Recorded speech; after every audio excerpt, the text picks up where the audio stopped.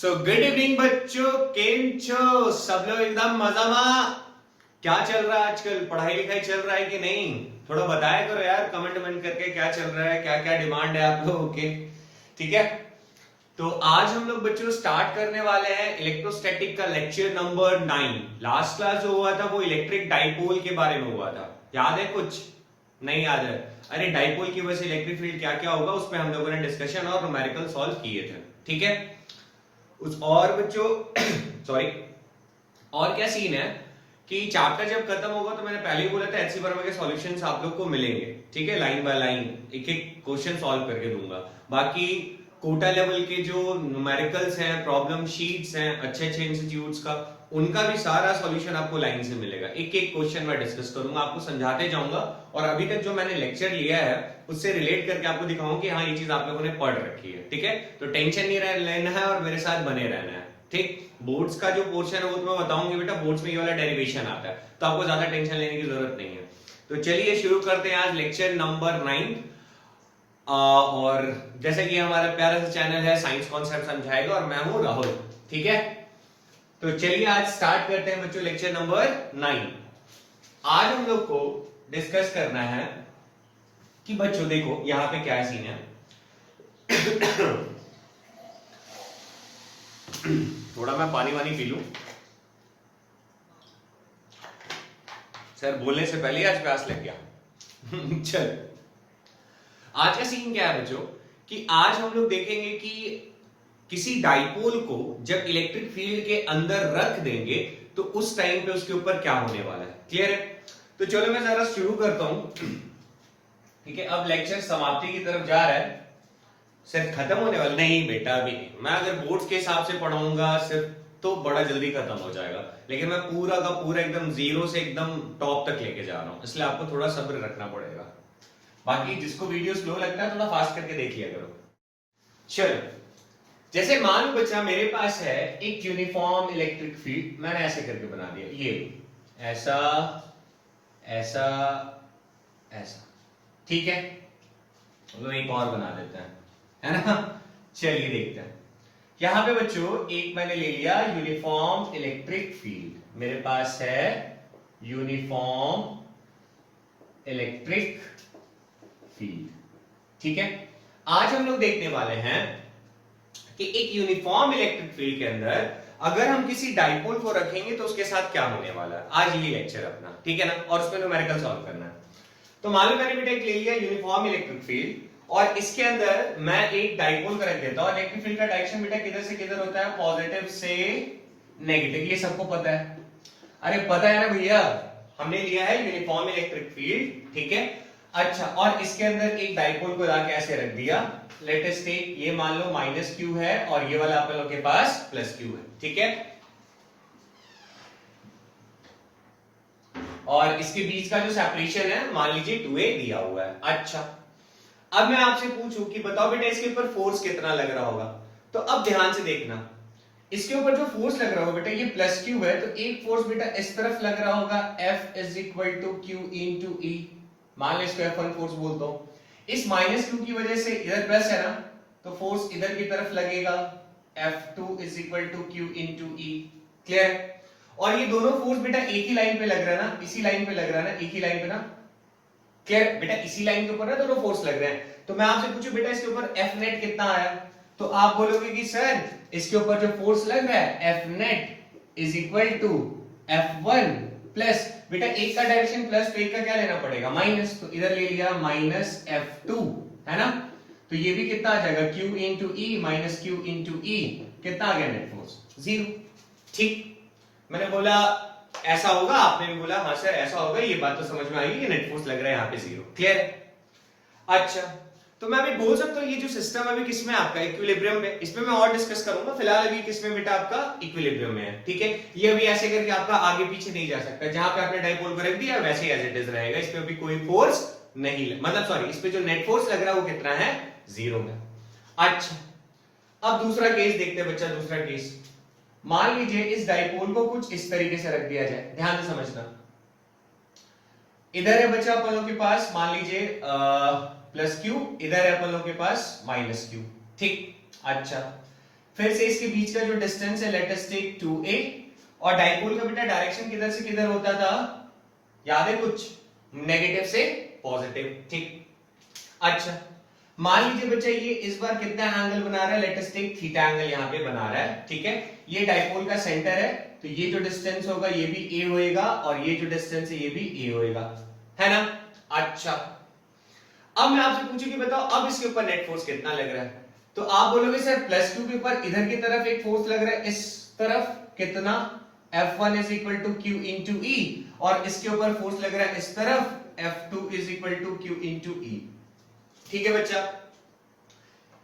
एक फोर्स उधर एक फोर्स इधर, F नेट निकालोगे बच्चा फिर से इतना आएगा। अच्छा अब एक चीज समझो बच्चा, एक चीज समझो ध्यान से, जब भी एकदम ध्यान से, हिंदी में लिखता है हिंदी में लिख लो कोई दिक्कत नहीं है, जब भी किसी ऑब्जेक्ट के ऊपर, ठीक है, किसी ऑब्जेक्ट या किसी बॉडी के ऊपर, किसी के लिए भी हर जगह वैलिड है, ठीक है, किसी ऑब्जेक्ट या किसी बॉडी के ऊपर अगर two equal and opposite force लगेंगे, क्या लगेगा बच्चा, जब भी किसी ऑब्जेक्ट या बॉडी के ऊपर दो इक्वल एंड ऑपोजिट फोर्स लगेंगे, उस केस में, अब एक और बात, फोर्स लग रहे हो और फोर्स का जो लाइन ऑफ एक्शन है, लाइन ऑफ एक्शन अगर वो डिफरेंट होगा, तो वो बॉडी रोटेट कर जाएगा। क्लियर है मेरी बात, मैं समझाता हूं। जब भी किसी ऑब्जेक्ट या बॉडी के ऊपर दो इक्वल फोर्स लगेंगे और अपोजिट, ठीक है, इक्वल एंड अपोजिट, और जो लाइन ऑफ एक्शन होना चाहिए फोर्स का वो डिफरेंट होगा, तो वो बॉडी रोटेट कर जाएगा, और अगर सेम रहेगा, ठीक है, अगर वो सेम रहेगा तो बॉडी किस में रहेगा, आपका इक्विलिब्रियम में रहेगा। मतलब वो, मेरे कहने का मतलब है कि वहां पे रोटेशन नहीं हो सकता है, ध्यान से देखिएगा, वहां पे रोटेशन नहीं हो सकता है, ठीक है। दिखाई भाई दे रहा है ना, हाँ जी दिखाई तो दे रहा है अच्छा से। अच्छा यहां तक बात समझ में आई। अब एक बात बताओ, इस वाले केस में बेटा फोर्स का जो लाइन ऑफ एक्शन था वो तो सेम था, तो यहां पे तो बॉडी रोटेट नहीं करेगी, एफ नेट 0 आ रहा है, ठीक है।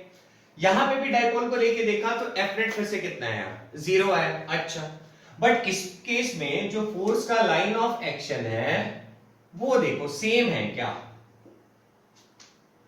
लाइन ऑफ एक्शन है बेटा जो दोनों फोर्स का वो सेम है क्या, यहां पे तो सेम ही था, एक ही लाइन पे दोनों लग रहा था, यहां पे दोनों अलग अलग लाइन पे लग रहे हैं। इसका मतलब कि ये जो अभी हमने डाइपोल को रखा है यूनिफॉर्म इलेक्ट्रिक फील्ड के अंदर, ये अब क्या कर जाएगा, रोटेट कर जाएगा। क्या कर जाएगा बच्चा, रोटेट कर जाएगा।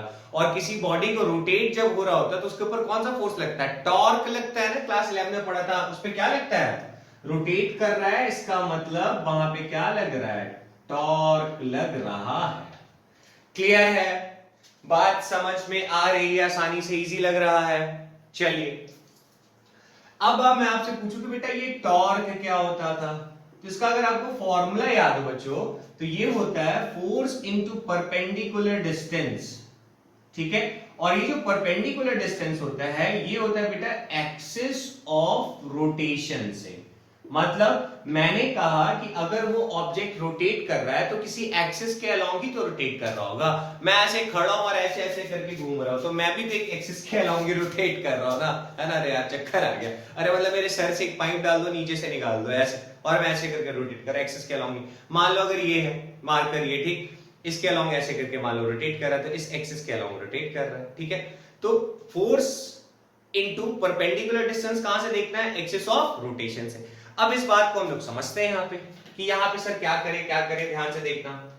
अरे ध्यान से देखना बच्चा, कुछ भी नहीं, एक बार कॉन्सेप्ट क्लियर तो कहानी खत्म, ठीक है।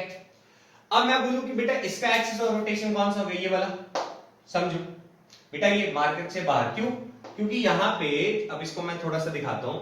मान लो बच्चा ये रहा आपके पास डाइपोल ऐसा, है ना, ध्यान से समझिएगा, ये रहा इसका एक्सिस ऑफ रोटेशन, ऐसे दिख रहा है। इसको अब रोटेट करना, इसमें फोर्स जो लग रहा है किधर की तरफ लग रहा है, ध्यान दीजिएगा, इसमें फोर्स बेटा ऐसे करके लग रहा है। अब मुझे क्या चाहिए, इस वाले मैं इसको ऐसे रखता हूं, देखो ऐसे, है ना, इस वाले फोर्स और इसके बीच का परपेंडिकुलर डिस्टेंस चाहिए। तो ये मुझे कैसे मिलेगा, जरा ध्यान देखो बेटा, ये ऐसा है ना, परपेंडिकुलर डिस्टेंस ये वाला कुछ होगा, और आपको मार्कर अगर ठीक से दिखाई दे जा रहा होगा कुछ ऐसा है ना, ये अब मैं इसको हटाऊं तो लाइक ऐसा, ये देखो perpendicular distance, this one is your perpendicular distance, force ऐसा, एक्सिस बेटा यहां था, तो एक्सिस और इस फोर्स के बीच का परपेंडिकुलर डिस्टेंस कौन सा होगा, ये वाला होगा। क्लियर है? अच्छा सर, ये बात भी समझ में अपन लोग को आ गई कि ऐसा करके होएगा।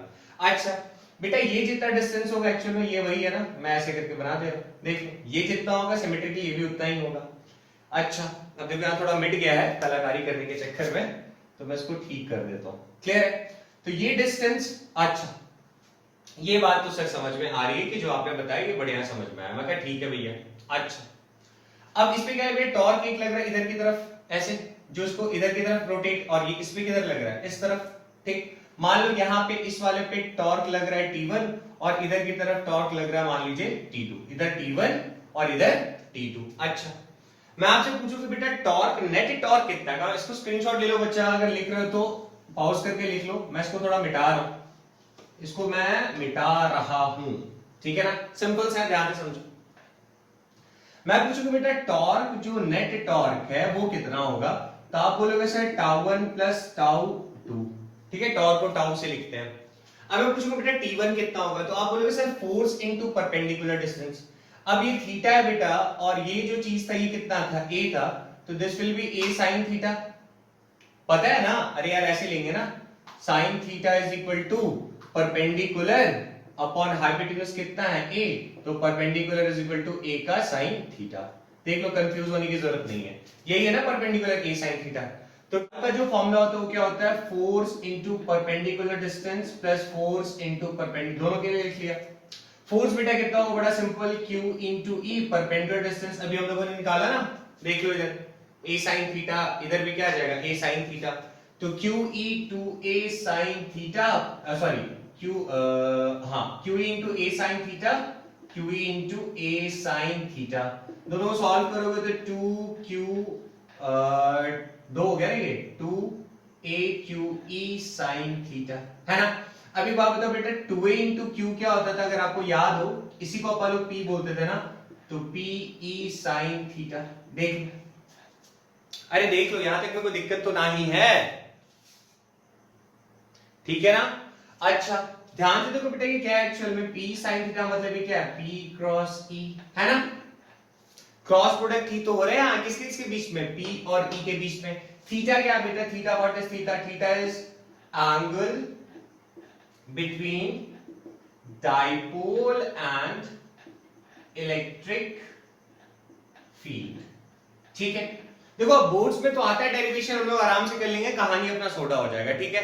जनरली बहुत सारे टीचर्स भी जब पढ़ाते हैं तो मतलब उनका फिजिक्स में ऐसा रहता है, चाहे ऑनलाइन में भी, तो क्वेश्चंस का जो मात्रा रहता है ना वो कम रहता है, ठीक है। तो यहाँ थ्योरी के बाद क्वेश्चंस में दबा के कराने हैं, कम से कम इलेक्ट्रोस्टैटिक में नहीं भी तो 100 क्वेश्चन जरूर करवाऊंगा, चैप्टर फिनिश होने तो मिलेगा आपको, ठीक है ना, इसलिए टेंशन नहीं लेना है। तो मुझे यहां तक समझ में आ गया, टॉर्क इज इक्वल टू अपन लोग के पास क्या आ गया बच्चा, PE sin थीटा।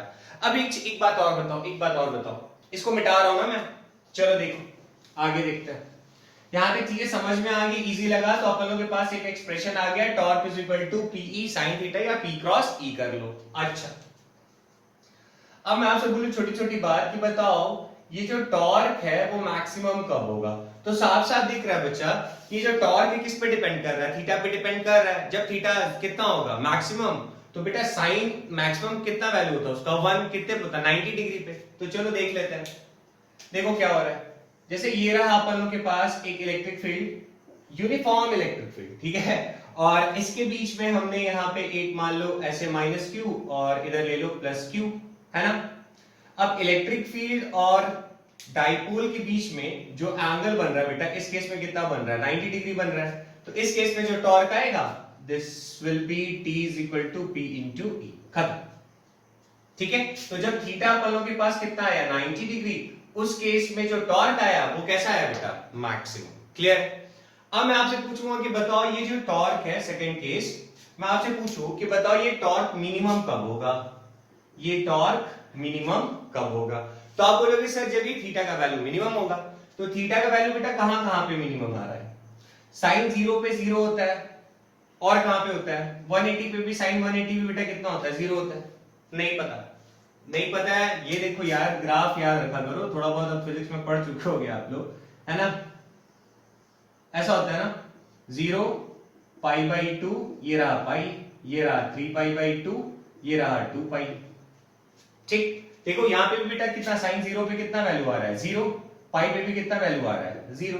क्लियर है, आता होगा उसका कोई जरूरत नहीं, बहुत लोगों को पता ही होगा। अच्छा तो अब एक बात बताओ थीटा बेटा किसके बीच का एंगल है, डाइपोल और इलेक्ट्रिक फील्ड के बीच का एंगल। तो अब जरा देखो मैं इसको मिटा रहा हूं और करके लिख लिया करो बच्चों। चलो देखो सॉरी, अब कैसा सीन है, जैसे मैंने फिर से बेटा लिया है यहाँ पे यूनिफॉर्म इलेक्ट्रिक फील्ड, ठीक है, इधर की तरफ plus plus plus plus plus होएगा और इधर माइनस माइनस माइनस होएगा, है ना। अब एक बात बताओ, यहाँ पे एक डाइपोल को रखा मान लो मैंने इस तरीके से, यहाँ पे माइनस क्यू, यहाँ पे प्लस क्यू है। डाइपोल का डायरेक्शन बेटा किधर होता है, नेगेटिव से पॉजिटिव, ये रहा पी। इलेक्ट्रिक फील्ड का भी डायरेक्शन किधर है, इधर की तरफ ही। तो यहाँ पे जो थीटा बन रहा है कितना बन रहा है 0, तो टॉर्क अपन लोग के पास 0 आ गया। क्लियर है। और दूसरी भाषा में भी समझो, तो यहाँ पे पिछला केस में कैसा था जरा समझो, ऐसे करके डाइपोल था, मैंने कहा था कि ये रहा इलेक्ट्रिक फील्ड, ये रहा डाइपोल, है ना। फोर्स इस पे बेटा इस तरफ लग रहा था, तो ऐसे करके एक्सटेंड किया था, यही तो था परपेंडिकुलर डिस्टेंस ये वाला। अरे भैया ये फोर्स था F equal to Q into E, और ये था परपेंडिकुलर डिस्टेंस। अब ये फोर्स को उठा के तुम यहां लगा दोगे तो ये परपेंडिकुलर जो डिस्टेंस था वो भी कितना हो जाएगा 0, तो भी तो टॉर्क 0 आएगा। अरे है ना बात सही, नहीं समझ में आया, आ गया बेटा। इधर देखो ना, ये था डाइपोल, ऐसे करके रखा था माइनस क्यू प्लस क्यू, है ना, ऐसे फोर्स लग रहा था, ये था एक्सिस ऑफ रोटेशन और फोर्स के बीच का परपेंडिकुलर डिस्टेंस ये वाला था। अब मान लो आप इसको और नीचे करते जाओगे, मान लो ये कुछ ऐसा यहां आ गया, ये देखो फोर्स इस बार ऐसा और परपेंडिकुलर डिस्टेंस ये छोटा सा वाला, अब इसको उठा के यहां रख दोगे तो ये डिस्टेंस तो 0 हो गया, तो भी तो टॉर्क 0 ही होएगा। क्लियर, जैसे समझना है समझो। अच्छा अब बात करते हैं 180 पे, देखते हैं क्या होता है, समझो जरा। अब एक बात बताओ, इसी को पकड़ के मैंने उल्टा कर दिया, मतलब इधर की तरफ है माइनस क्यू, इधर की तरफ है प्लस क्यू, ठीक है। अच्छा अब इस केस में बताओ बेटा एफ नेट तो 0 है, इसमें कोई टेंशन नहीं है, कैसे बेटा एक बात बताओ, ये माइनस है तो फोर्स किधर लग रहा होगा, इस तरफ लग रहा होगा, नहीं समझ में बेटा, डाइपोल का डायरेक्शन तो इधर होएगा। अब यहाँ पे नेगेटिव चार्ज है तो पॉजिटिव तरफ जाना चाहेगा, तो F1 किधर लगेगा, इस तरफ, है ना, और F2 भी किधर लग रहा है, इस तरफ, ठीक। अब दोनों फोर्स का जो लाइन ऑफ एक्शन है वो क्या है, सेम है, और दोनों फोर्स इक्वल है, अपोजिट है, तो F नेट तो अगेन फिर कितना आ गया अपन लोग के पास 0। अब बात करें टॉर्क का, तो टाउ इज इक्वल टू क्या लिखेंगे, PE sin 180, sin 180 बेटा कितना होता है, तो टॉर्क कितना आ गया 0, है ना। तो यहां पे भी टॉर्क 0, यहां पे भी टॉर्क 0, यहां पे टॉर्क कैसा होता है मिनिमम। अब यहां पे एक चीज ध्यान वाली बात है बच्चे, एक छोटा सा कॉन्सेप्ट है वो भी आप लोग देख लो। यहां पे सीन क्या है, यहां पे हम बोल रहे हैं कि यहां पे आपका इस फर्स्ट वाले केस में भी अपन लोग के पास क्या है, इक्विलिब्रियम।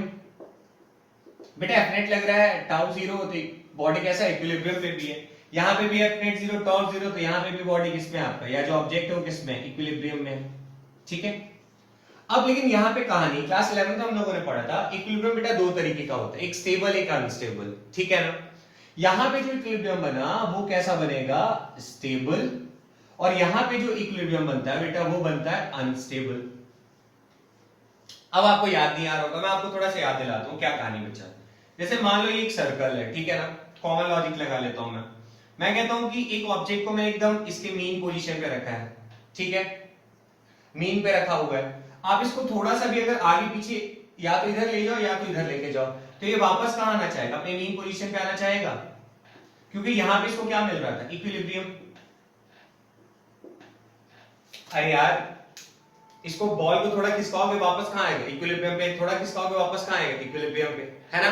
मतलब ये वापस अपनी जगह पे जा रहा है और इस जगह पे रुका हुआ, यानी एफ नेट इसके ऊपर 0 लग रहा है, ये मूव नहीं कर रहा, कुछ नहीं कर रहा है, टोटल जो फोर्स लग रहा है, मान लो नीचे की तरफ mg एक फोर्स लग रही है, तुमको पता ही है mg ऐसे करके लग रहा है, काम खत्म हो गया, ठीक है। नेट फोर्स 0, तो इसलिए बॉडी इसमें इक्विलिब्रियम पे है, और इसको थोड़ा सा भी आप आगे पीछे करोगे तो वापस से अपनी जगह पे आएगा, तो ये भी कैसा है, इक्विलिब्रियम पे है। अब इसी के ठीक ऑपोजिट बेटा टॉप पे भी रख दोगे, ठीक, तो भी ये ना तो इधर जा रहा होगा ना तो इधर जा रहा होगा, अभी भी ये किस में आपका इक्विलिब्रियम पे ही है। बट इसमें एक कंडीशन है, ये जो इक्विलिब्रियम होता है बेटा ये अनस्टेबल होता है। अब बोलोगे सर क्यों? आप इसको थोड़ा सा भी अगर अगल या बगल डिस्प्लेस करोगे तो क्या वापस ये अपनी जगह पे आएगा क्या? ये कहां जाएगा? सुर करके इधर, सुर करके इधर, है ना? अरे मतलब खड़ा कैसे करके, भी तो खड़ा है एकदम टॉप पे, ठीक, थोड़ा सा भी गुड़ के तो गेलो बेटा ठीक है, थोड़ा सा भी अगर गुड़ के तो फिर नीचे, इधर भी गए तो भी नीचे। जबकि यहां वाले केस में क्या आता है, ये वापस अपने इक्विलिब्रियम पोजीशन पे आता है, तो इसको हम लोग बोलते हैं अनस्टेबल, इसको क्या बोलते हैं हम लोग? स्टेबल। वही सिचुएशन यहां पे आता है। बोलोगे कैसे? देखो कैसे बेटा, ये प्लस है ये माइनस, आप इसको ऐसे करके थोड़ा सा रोटेट करोगे, ठीक, हल्का सा मैंने फोर्स लगा इसको ऐसे टेढ़ा किया, हल्का सा फोर्स लगा के ऐसे समझो, ऐसे करके मैंने इसको सीधा था इसको टेढ़ा किया, तो फिर से बेटा भी कैसा नेगेटिव है, कैसा पॉजिटिव, वापस अपनी जगह पे जाना चाहेगा। आपने फिर टेढ़ा किया, वापस अपनी जगह पे, टेढ़ा किया, वापस अपनी जगह पे। इस केस में क्या होगा? अभी तो दोनों का फोर्स बेटा इस तरीके से लग रहा था, आप अगर इसको थोड़ा सा भी ऐसे टिल्ट करोगे तो अब देखो हल्का सा भी टिल्ट करोगे तो ये नेगेटिव इस नेगेटिव को क्या करेगा? फोर्स लगेगा, ऐसे घुमा देगा। नहीं समझे बेटा? आप इसको थोड़ा सा भी ऐसे करोगे तो ये नेगेटिव वाला इस पे फोर्स लगाएगा इधर की तरफ, और ये जो पॉजिटिव है उस पे फोर्स लगाएगा इधर की तरफ, तो ये वापस से क्या हो जाएगा? इस तरीके का आएगा ना, ऐसे तो वापस अपनी जगह पे तो नहीं जाएगा। तो ऐसा वाले को अपन लोग क्या बोलते हैं? Unstable equilibrium. क्लियर है यहां तक? चीजें समझ में आई? अच्छी सी कोई दिक्कत तो नहीं हुआ? स्टेबल एंड अनस्टेबल इक्विलिब्रियम क्या होता है इज्जत से समझ में आ गया आपको?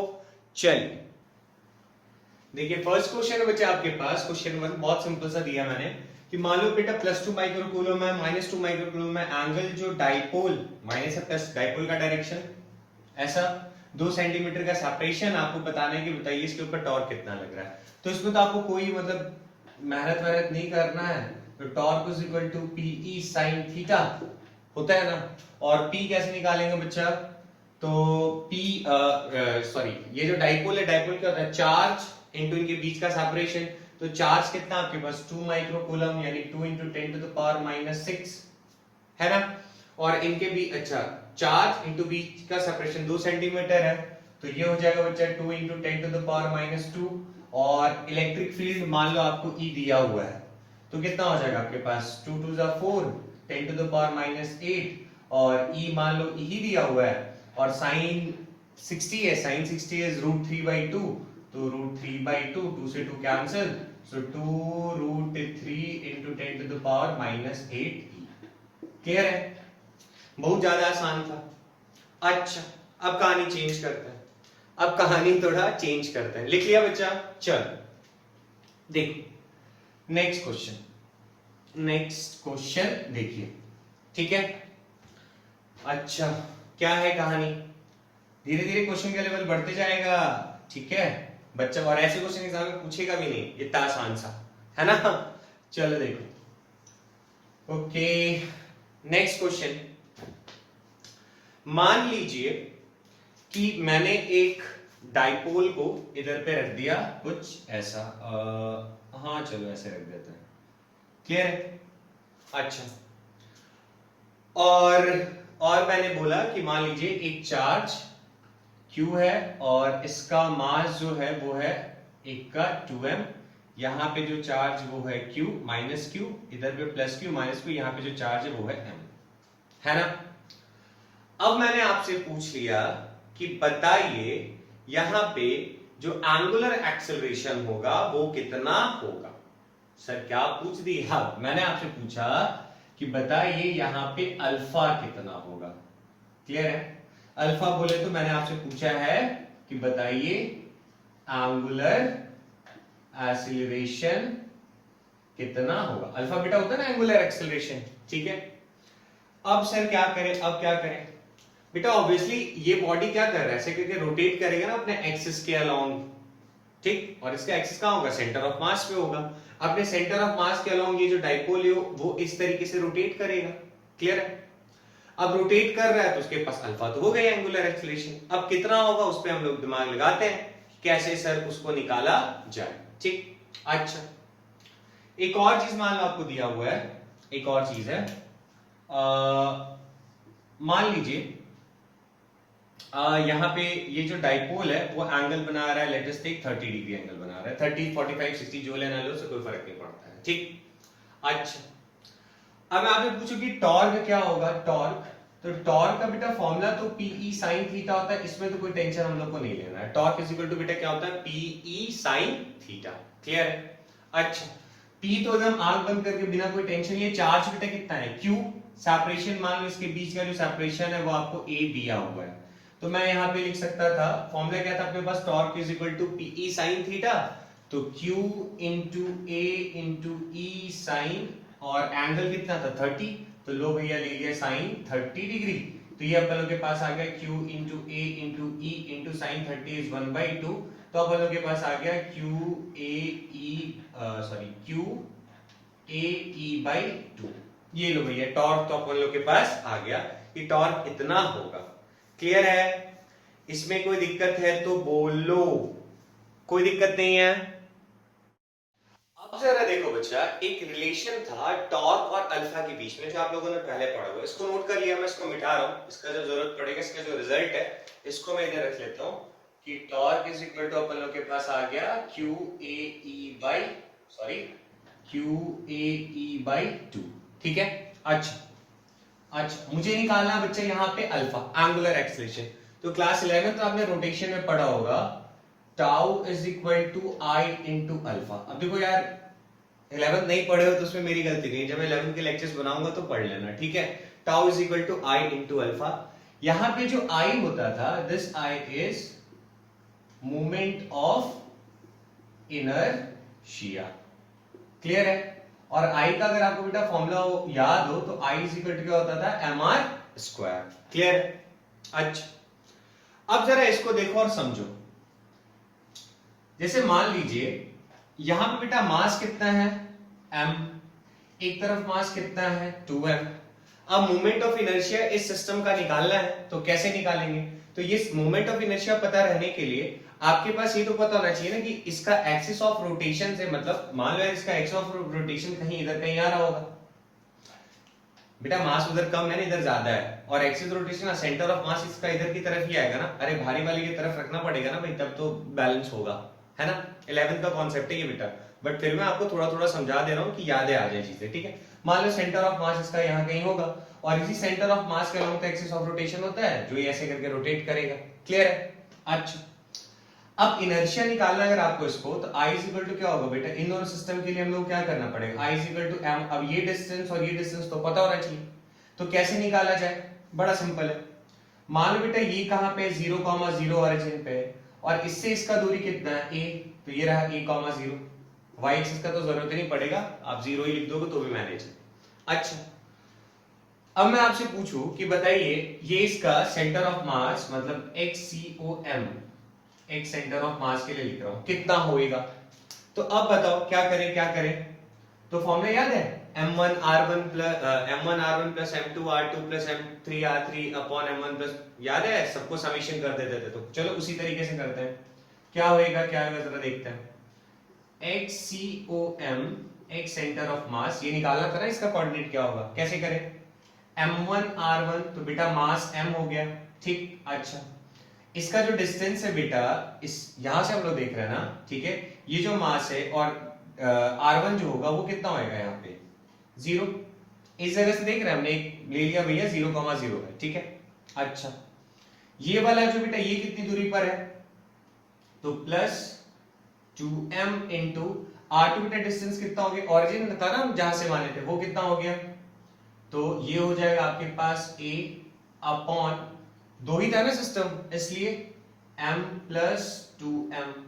इसको जरा सॉल्व करके देखो बेटा कितना आ रहा है, 2ma by m plus 2m कितना आ जाएगा, आई थिंक 3m आ जाएगा, m से m कैंसिल, आपके पास आ गया 2a बाई 3। देखो दिखाई दे रहा है या नहीं, हाँ जी दिखाई तो दे रहा है, थोड़ा कम, तो ये लो भैया अब दिखाई दे जाएगा, तो कितना है रिजल्ट अपन लोग के पास 2a बाई 3। अच्छा, यानी बेटा इसका जो कोऑर्डिनेट होगा वो कितना हो जाएगा 2a बाई 3 ना, ये हो गया 2a बाई 3, 0। ठीक है, और लॉजिकली भी सोच के देखोगे तो ये यहां से कितने दूरी पे रहेगा, 2a बाई 3 पे, ठीक है ना। अच्छा, अब मैं आपसे पूछूं कि बेटा इनर्शिया कितना होगा, तो मास बेटा कितना है m, डिस्टेंस कितना है 2a/3 का whole square, I is equal to m1r1 square plus m2 मतलब 2m इंटू डिस्टेंस। बेटा ये वाला डिस्टेंस कितना हो जाएगा, यहां से यहां तक का डिस्टेंस कितना है 2a/3, तो ये बचा हुआ डिस्टेंस कितना हो जाएगा a/3। तो इसके लिए क्या करते हैं बोलो, a/3 का होल स्क्वायर। बेटा टोटल a था ना, टोटल डिस्टेंस कितना था a, तो यहां से यहां तक का डिस्टेंस कितना निकला 2a/3, तो ये बचा हुआ कितना हो जाएगा a minus 2a/3 that is a/3। तो यहां से अपन लोगों के पास इनर्शिया कितना आ गया, देखो बताओ मुझे जरा, m इंटू 2 का स्क्वायर बेटा कितना हो जाएगा 4a²/9 plus 2m into a²/9। देख लो दिखाई तो दे रहा है ना, ठीक। अच्छा अब जरा देखिएगा, मैंने थोड़ा कैमरा नीचे कर दिया ताकि आपको कैलकुलेशन दिखाई दे। अच्छा आप लोग पॉज करके लिखा करो। अब जरा देखो जरा इधर पे क्या होएगा, इसको जरा अगर हम लोग सॉल्व करें तो a²/9 को अगर मैं कॉमन ले लूं तो मेरे पास क्या बच जाएगा बेटा, ma² प्लस ma² कितना हो जाएगा, हाँ a²/9, तो यहाँ पे अपन लोग के पास क्या आ जाएगा 4m plus 2m, 4m plus 2m बेटा कितना हो जाएगा 6m, तो I इज इक्वल टू आ गया 6m इंटू a²/9। क्लियर है? तो इस तरीके से हम लोगों ने क्या निकाल लिया, इनर्शिया। क्लियर है? अब जो अपन लोग के पास जो फॉर्मूला था tau is equal to I into alpha, वो हम लोग अब आसानी से अप्लाई कर सकते हैं। अरे कर लीजिएगा खुद से। तो अब जरा देखो, मैं उधर वाले को मिटा रहा हूं, मैं उधर वाले को मिटा रहा हूं, देखो तो पॉज करके लिख लिया था ना। अभी देखो अच्छे अच्छे क्वेश्चंस मैं करा रहा हूं, मैं चाहता था तुम सिंपल सा बता देता, तो मैंने थोड़ा सा इसको रिलेट कर दिया सेंटर ऑफ मास वाले कॉन्सेप्ट से। क्लियर है? अच्छा अब जरा देखो बेटा कैलकुलेशन, तो रिलेशन क्या था, tau is equal to I into alpha, तो टॉर्क अपन लोग के पास कितना आता है QAE/2, और इनर्शिया कितना है 6m, तो इसको कैंसिल कर देते तो 3 ये 3 2 जा 3 3 जा 2/3 ma² 2/3 ma² इंटू अल्फा, है ना। तो एक स्क्वायर से एक a चला जाएगा, तो ये अपन लोग के पास अल्फा इज इक्वल टू कितना आ जाएगा, देखो 3 2 2 जा 4, कैलकुलेशन देख लेना, हो सकता है थोड़ा बहुत ऊपर नीचे हो जाए, बाई m। ठीक है, तो इस तरीके से हम लोगों ने एंगुलर एक्सेलरेशन निकाल लिया। बच्चा समझ में आया? अब जैसे मैंने इस तरीके से लिया था, ये कुछ भी पॉइंट्स ले सकता है, तो आपको टेंशन लेने की जरूरत नहीं, मैंने आपको एक यूनिवर्सल चीज सिखा दी है। देखो बच्चा, नेक्स्ट क्वेश्चन है अपन लोग के पास कि मान लीजिए मैंने आपको क्वेश्चन दिया है कि एक चार्ज Q है, ठीक है, और r डिस्टेंस पे मैंने एक डाइपोल को रखा है, ठीक है ना, r डिस्टेंस पे एक डाइपोल को रखा है, और इनके बीच का जो सेपरेशन है वो आप लोग को a दिया हुआ है, ठीक। अब मैं अगर आपसे पूछूं कि बताइए इस चार्ज Q की वजह से इस डाइपोल में कितना फोर्स लगेगा, इस डाइपोल पे कितना फोर्स लगेगा। क्लियर है? तो बहुत सिंपल है, सोचो जरा तो यार ये जो चार्ज है वो यहाँ पे इलेक्ट्रिक फील्ड बनाएगा। अब इलेक्ट्रिक फील्ड बनाएगा तो इलेक्ट्रिक फील्ड के अंदर डाइपोल रखा हुआ है, तो उसके ऊपर तो फोर्स लगेगा ही लगेगा, ठीक। अब हम निकालना चाहते हैं तो कैसे निकालेंगे, निकाल सकते हो।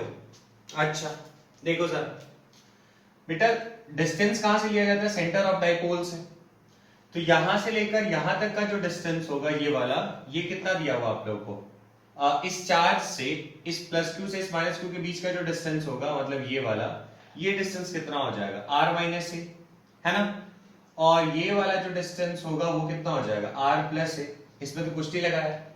फोर्स का फॉर्मूला याद है, Q1Q2/r²। एक और मेथड सिखाऊंगा, ये नॉर्मल वाले से सीखो पहले। तो मैं अगर पूछूं फोर्स कितना लग रहा है यहाँ पे, तो F नेट जो फोर्स लग रहा है डाइपोल पे वो कितना लगेगा बेटा बताओ, Q1 Q2 बेटा कितना हो जाएगा Q, है ना। अच्छा ये माइनस है ये प्लस है, तो फोर्स बेटा इस पे किधर की तरफ लग रहा होगा, इस तरफ, है ना, और इस पे जो फोर्स लग रहा होगा किधर लग रहा होगा, उस तरफ, ठीक।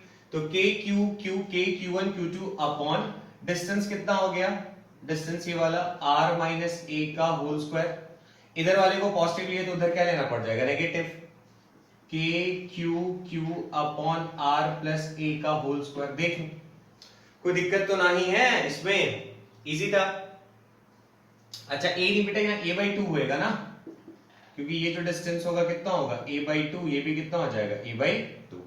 ठीक, कोई दिक्कत नहीं है। अच्छा, अब इसको आप लोग सॉल्व कर सकते हो आसानी से? नहीं।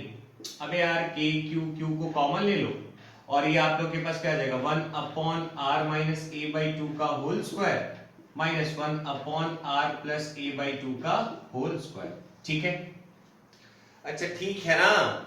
और जब आप लोग, अच्छा यहां तक देख लो, चलो मैं इसको सॉल्व ही कर देता हूं, मैं इसको सॉल्व ही कर देता हूं। ठीक है, कैसे करें? मुझे थोड़ा कैलकुलेशन को आसान रखना चाहिए था, बट इट्स ऑल राइट, कोई बात नहीं। r प्लस a बाई 2 का होल स्क्वायर, यहाँ पे k की क्यू है, r प्लस a बाई 2 का whole square minus r minus a by 2 का होल स्क्वायर अपॉन ये कितना हो जाएगा a minus B a plus B, बेटा कितना हो जाएगा r square minus a square by 4 का होल स्क्वायर। देख लो अजी, देख लो अब क्या हो जाएगा। और यहाँ अपन लोग के पास बाहर में क्या है, k क्यू क्यू है ही, k small Q capital Q. इसको जरा सॉल्व कर लीजिए, कितना आ जाएगा r square plus a square by 4 plus 2r a by 2, और यहाँ क्या आ जाएगा minus r square minus a square by 4 plus 2r a by 2। ठीक है, दिखाई पड़ रहा है कि नहीं? हाँ दिखाई तो दे रहा है। ठीक है, अच्छा नीचे की तरफ बेटा अपन लोग के पास क्या है r square minus a square by 4 का होल स्क्वायर। ठीक, ध्यान से देखो बेटा, ये वाला कैंसिल, ये वाला कैंसिल, और 2 से 2 कैंसिल, 2 से 2 कैंसिल, तो RA प्लस RA बेटा 2RA हो जाएगा ना, तो 2RA इंटू आपके पास क्या था k Q small Q capital Q upon r square minus a square by 4 का होल स्क्वायर। नॉर्मल मैथ्स लगा है बेटा, इसमें कुछ ज्यादा टफ वफ तो कुछ था नहीं। अच्छा अब बताओ मुझे 2 इंटू सॉरी a इंटू और क्या आपका क्या था यहाँ देखो q, तो a इंटू क्यू जो होगा वो बेटा p बन जाएगा, नहीं a this one, a into जो स्मॉल q होगा वो p बन जाएगा। और आपके पास क्या बच रहा है जरा देखो, और क्या बच गया 2 बच रहा है, r बच रहा है, ये वाला r, और क्या बच रहा है k भी बच रहा है, कैपिटल q भी बच रहा है। ठीक है ना, upon r square minus a square by 4 का होल स्क्वायर। अब जैसे कि बेटा मैंने आपसे बोला था कि जो स्मॉल a था वो क्या है बहुत ज्यादा छोटा है, बहुत ज्यादा छोटा है किसके रिस्पेक्ट में, r के रिस्पेक्ट में, तो हम इस वाली क्वांटिटी को इग्नोर कर सकते हैं। तो इसको इग्नोर कर दोगे तो आपके पास क्या आ जाएगा 2kp q by r upon r की पावर 4, बेटा 2 2 4 हो जाएगा, ये कैंसिल हो गया, आपके पास जो रिजल्ट आ गया 2kp बाई r का क्यूब, ये आ गया f नेट।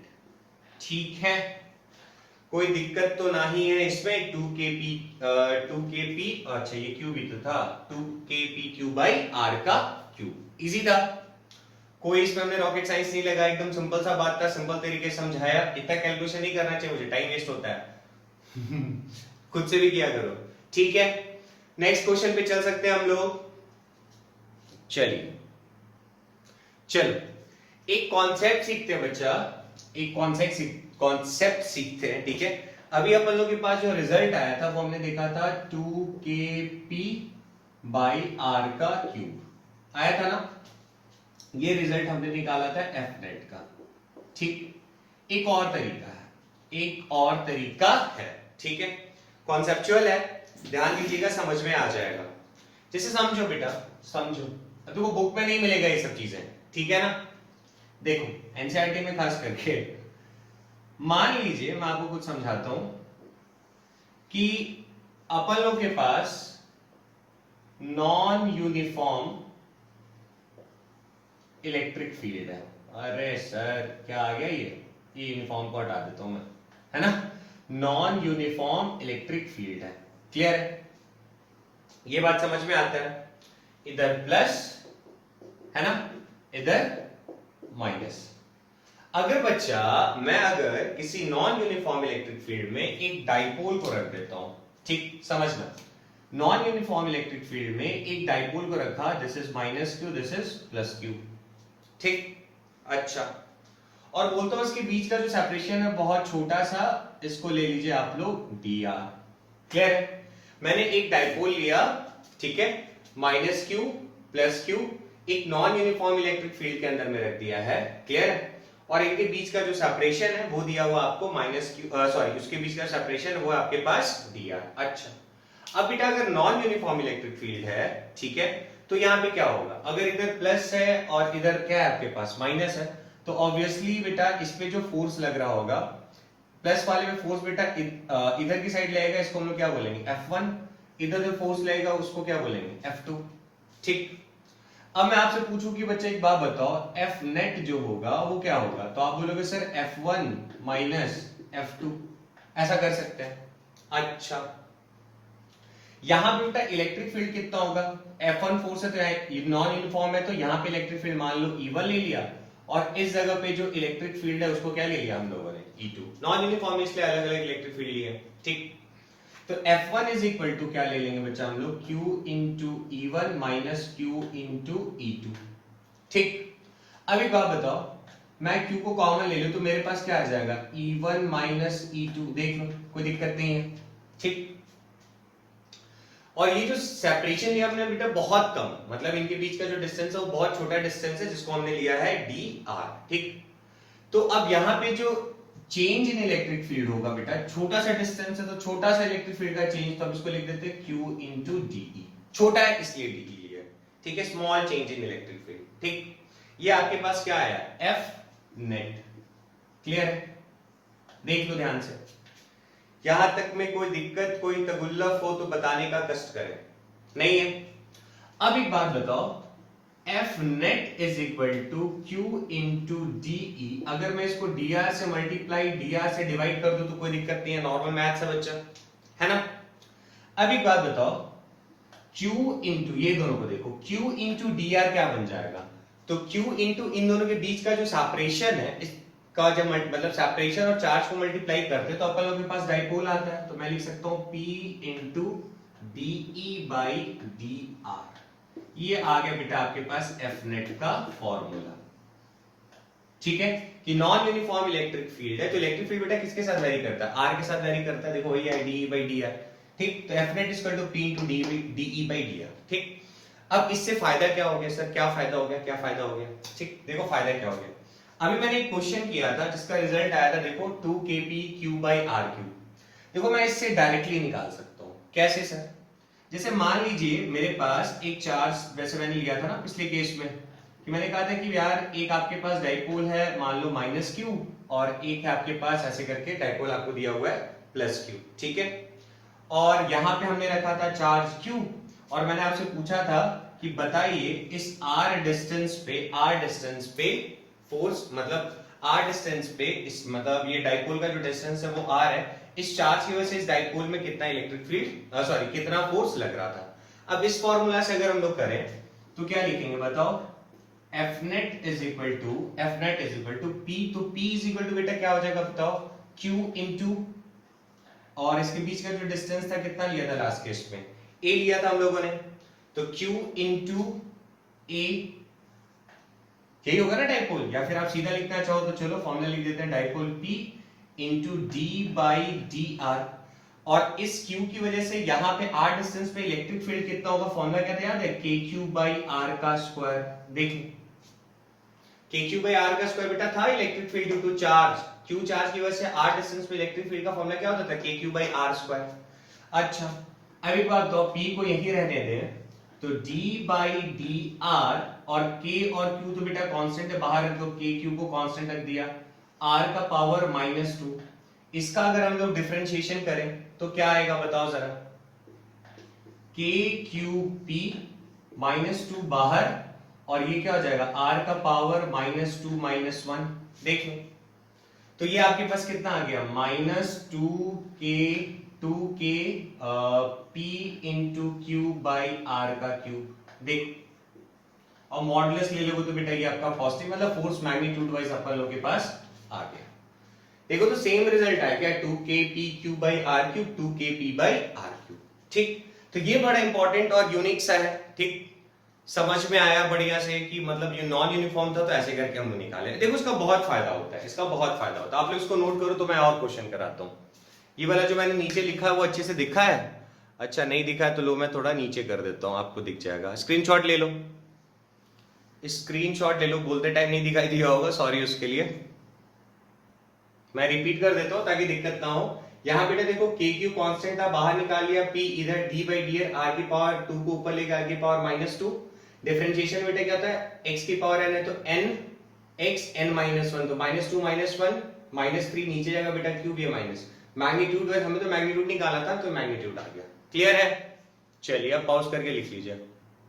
देखिए बच्चा, नेक्स्ट क्वेश्चन है, मान लो मेरे पास एक चार्ज्ड रिंग है, ठीक है। इस चार्ज रिंग से मैं r/√2 डिस्टेंस पे एक इलेक्ट्रिक डाइपोल को लाके रख दिया हूं, ठीक है। अब मैं आपसे पूछूं कि बताइए इस डाइपोल पे इस चार्ज रिंग की वजह से कितना फोर्स लगेगा। क्लियर? मुझे यहाँ पे क्या निकालना है, फोर्स। ठीक, पॉज करके अटेम्प्ट करो, फटाक से आंसर आना चाहिए। कर लिया? चलो मैं बताता हूं। बहुत लोग अपना दिमाग लगा रहे होंगे कि इसकी वजह से इलेक्ट्रिक फील्ड कितना होगा। मान लो अगर r डिस्टेंस पे दिया होता तो चार्ज रिंग की वजह से इलेक्ट्रिक फील्ड यहाँ पे कितना होता, वो हम लोग को पता है, हमने पहले डराइव किया है। बट मैंने यहाँ पे थोड़ा सा ट्रिक लगा दिया कि r/√2 डिस्टेंस पे डाइपोल को रखा है।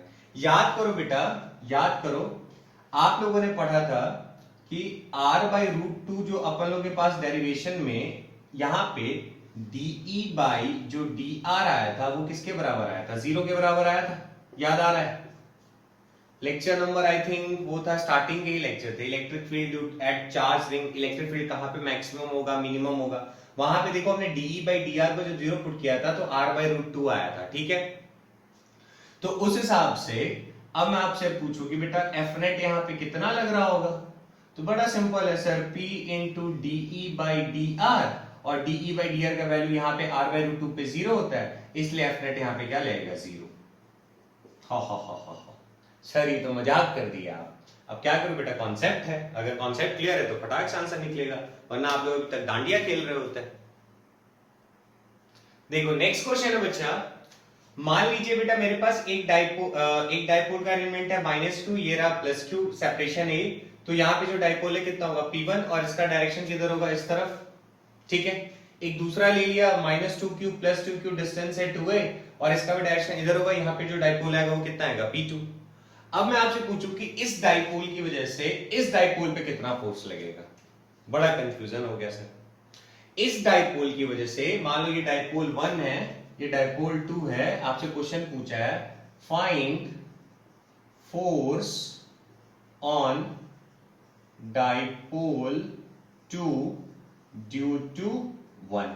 ठीक है, मैंने कहा था न्यूमेरिकल्स में मजे आएंगे, मैं जितना वैरायटी हो सकता है कराऊंगा, ये कम नहीं है, सॉरी ज्यादा नहीं है ये, ठीक है। अभी और क्वेश्चन प्रैक्टिस करूंगा, जितना भी कोटा का मटेरियल आपको सब कुछ यहां पे मिलेगा, ठीक है, तो टेंशन नहीं लेना है। चलो देखो, अच्छा अब क्या करें, अब जरा देखो इधर पे मैंने आपको एक फॉर्मूला बताया था बच्चा कि जब नॉन यूनिफॉर्म हो, ठीक है, तो अपन लोग क्या करते हैं, अपन लोग के पास एफ नेट का जो फॉर्मूला है, ठीक है, वो क्या होता है, P into dE by dr, यही होता है। इसके ऊपर आपको फोर्स देखना है, तो यहां का बेटा जो डाइपोल है कितना है, P2, और यहां क्या करते हैं, d by dr। Electric field बेटा इस डाइपोल की वजह से इस r डिस्टेंस पे इलेक्ट्रिक फील्ड कितना होगा, अगर आप लोगों को याद हो तो हम लोगों ने डेरिवेशन इसका किया था, और इससे जो पहला वाला क्वेश्चन था उसमें भी आता है ना, कितना आता है, 2kp by r cube, 2k, तो यहां डाइपोल बेटा किसका, इसका ना 2kpt p2 बाई सॉरी इसकी वजह से इलेक्ट्रिक फील्ड दिख रहा है ना, तो 2kp1 बाई r का क्यूब। देख खत्म क्वेश्चन।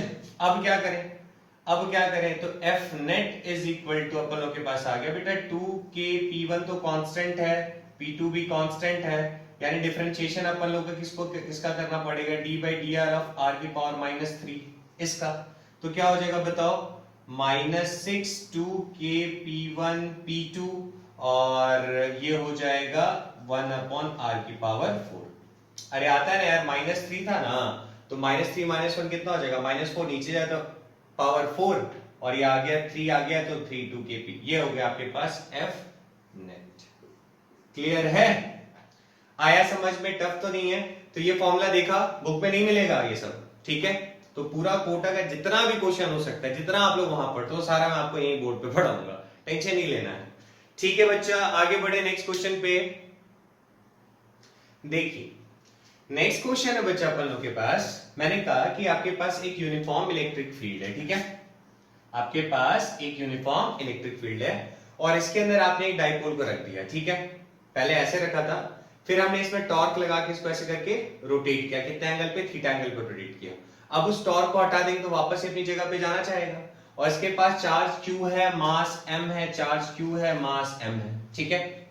अब ये क्या होगा बेटा, यहाँ पे ऑसिलेशन होगा, ठीक है। अरे इनर्शिया की वजह से थोड़ा आगे जाएगा, पीछे जाएगा, ऐसे ऐसे करके ऑसिलेट होने लग पड़ेगा, ठीक। तो मैंने आपसे पूछा कि बताइए टाइम पीरियड ऑफ ऑसिलेशन क्या होगा, ये सॉल्व करिए। क्लियर है क्वेश्चन? अब टाइम पीरियड ऑफ ऑसिलेशन मैंने आपसे पूछा है, ठीक है ना। तो टाइम पीरियड ऑफ ऑसिलेशन का जो फॉर्मूला होता है वो होता है बच्चा T is equal to 2 pi under root I by K. Clear? K का कहानी आप लोगों को थोड़ा बहुत पता ही होगा, F is equal to minus K X, ऐसे। तो यहां पे तो टॉर्क लग रहा है ना, तो यहां पे क्या हो जाएगा, torque is equal to minus K theta, है ना, ऐसे आएंगे, torque is equal to minus K theta. यहां तक में कोई दिक्कत नहीं होना चाहिए। अच्छा, अब मैं आपसे पूछूं कि बताओ बेटा टॉर्क कितना लग रहा होगा, तो टॉर्क के लिए आपको कोई टेंशन नहीं है। T इज इक्वल टू क्या लिख सकते हैं हम लोग, जरा बताओ। PE sin थीटा पढ़े ना फॉर्मूला, PE sin थीटा नहीं पढ़े बेटा, टॉर्क का तो ये फॉर्मूला पढ़े ना, torque is equal to PE sin theta होता है। कोई दिक्कत यहां तक? ठीक है। और P का वैल्यू कितना होता है, वैल्यू वाइज अगर चले तो बड़ा सिंपल, चार्ज कितना था Q, दोनों के बीच का सेपरेशन कितना था A, और A कितना हो गया 2A, तो मतलब 2A into Q into E sin theta, ठीक है ना। यहां पे बच्चा हम लोग नेगेटिव ले सकते हैं, टेंशन नहीं लेना है, ठीक। क्यों क्यों क्यों सर? अरे यार जो हम लोग PE sin थीटा लिखते हैं तो उसमें टॉर्क कैसे करके घुमाता था ना एंगल, नहीं समझे, हम ऐसे करके रखते थे, ठीक है। थीटा एंगल पे जब उसको रखा जाता था टॉर्क ऐसे लेके जाता था। इस पर हम कर रहे हैं, हमने टॉर्क लगाया, हमने इस बार फोर्स लगाया, टॉर्क उसको रोटेट कर रहा है, इसीलिए यहाँ पे माइनस PE sin थीटा है, ठीक है ना। हमने किया ना बेटा ऐसे करके, पहले तो इक्विलिब्रियम पे था, मैंने उसको ऐसे करके थीटा एंगल रोटेट कराया, अगेंस्ट में ना टॉर्क तो उसको ऐसे ले आना चाह रहा था, हमने उसको जबरदस्ती ऊपर लेके गए, इसीलिए यहाँ माइनस PE sin थीटा, यानी माइनस 2AQE sin थीटा आ गया। क्लियर है? अब इसको बेटा जरा इससे कंपेयर कर लो, खत्म कहानी। तो अपन लोग के पास K का जो वैल्यू है, K का, अच्छा एक और चीज, यहाँ पे जो थीटा था बेटा वेरी स्मॉल था, ये क्वेश्चन दिया होता है एंगल क्या है, बहुत स्मॉल। तो जब एंगल बहुत स्मॉल होता है तो उस केस में आप इसको लिख सकते हो for small angles, for small angles, यहाँ पे एग्जम्पशन होता है बेटा sin theta is similar to theta, तो इस केस में कितना हो जाएगा माइनस 2AQE थीटा। क्लियर है? अब जरा इसको कंपेयर कर लो, तो अपन लोग के पास जो K है, K का वैल्यू कितना हो जाएगा माइनस 2AQE। क्लियर है? तो इस तरीके से हमारे पास K का वैल्यू आ गया। अब कहानी लगे सर इनर्शिया कैसे निकालें, I भी तो चाहिए, तो I के लिए फॉर्मूला के बेटे देख लो ना, मास कितने कितने डिस्टेंस पर है, A और A डिस्टेंस पर, तो मैं क्या लिख सकता हूँ, I is equal to MA square plus MA square, mass mm दिया हुआ था, तो ये आप अपन लोग के पास कितना आ गया 2MA स्क्वायर, ये लो I का वैल्यू भी आ गया। अरे मोमेंट ऑफ इनर्शिया निकालना आता है ना, यहाँ से देख लो बेटा कितने डिस्टेंस पे, A पे है, A पे, तो MA square plus MA square 2MA square आ गया। अब ले आके वैल्यू पुट कर दीजिए, तो T is equal to time period is equal to कितना आ गया 2 pi under root of I की जगह कितना लिख दो 2MA स्क्वायर अपॉन, यहाँ पे कितना वैल्यू आया है कि अच्छा माइनस माइनस कम करनी कि 2AQE sin theta, 2AQE low 2AQE, this is time period. इसी था बेटा, तो मैंने यहाँ पे ऑसिलेशन को मिक्स किया, 4-5 वैरायटी के क्वेश्चन मैंने आप लोग करा दिया, डाइपोल डाइपोल वाला भी करा दिया। क्लियर है? अब नहीं जरूरत है, काफी इतना। अब बाकी ये सारी चीजें फिर से लेकर आऊंगा एक बार सर, कब, जब पोटेंशियल पढ़ाऊंगा, ठीक है। अभी टाइम है पोटेंशियल आने में। अब नेक्स्ट जो लेक्चर होगा बेटा अपन लोगों का इलेक्ट्रिक फ्लक्स का, तो होपफुली आपको चीजें समझ में आई होंगी। आपकी अगर कोई डिमांड है तो कमेंट में मुझे प्लीज बताया करो। क्लियर है बच्चों? तो बड़ों का ख्याल रखना है हमेशा की तरह, ठीक, और मन लगा के पढ़ो। जय हिंद।